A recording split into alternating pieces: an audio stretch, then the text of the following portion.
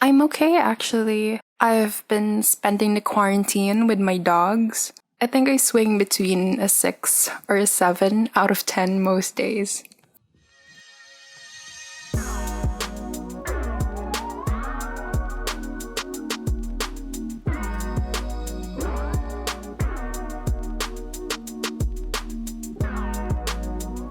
Yes, isolation did make me more creative, but I think that's because I also had a lot of time in my hands after I decided to sit out my online classes for this semester. But I also had a period of adjustment dealing with the feeling of doing something because I should be doing something. I eventually found that my creativity thrives when I'm not pressuring myself. So for those days when I'm feeling off, I'll go for a book or some Brooklyn Nine-Nine, and it helps until I'm ready to dive into new projects.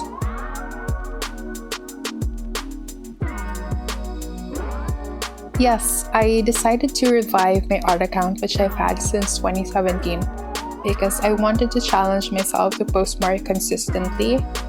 My early stuff were mostly inspired by my Filipino culture, like this Panadera illustration that I did.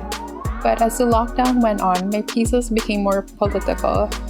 Especially, this was during the peak of the terror law controversy. So one day, I saw this bottle of pinakurat on the kitchen counter and it gave me an idea. That evening, I created my nakakaurat post, which I submitted initially for the Contra COVID campaign. And I was really surprised that it gained a lot of traction.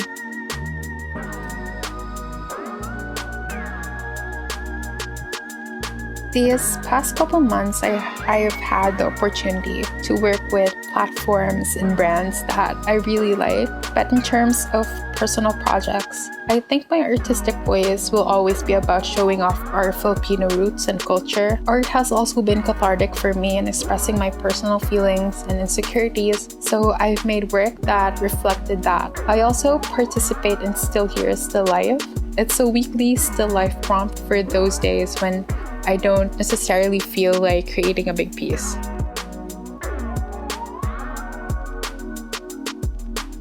Yes, ideally.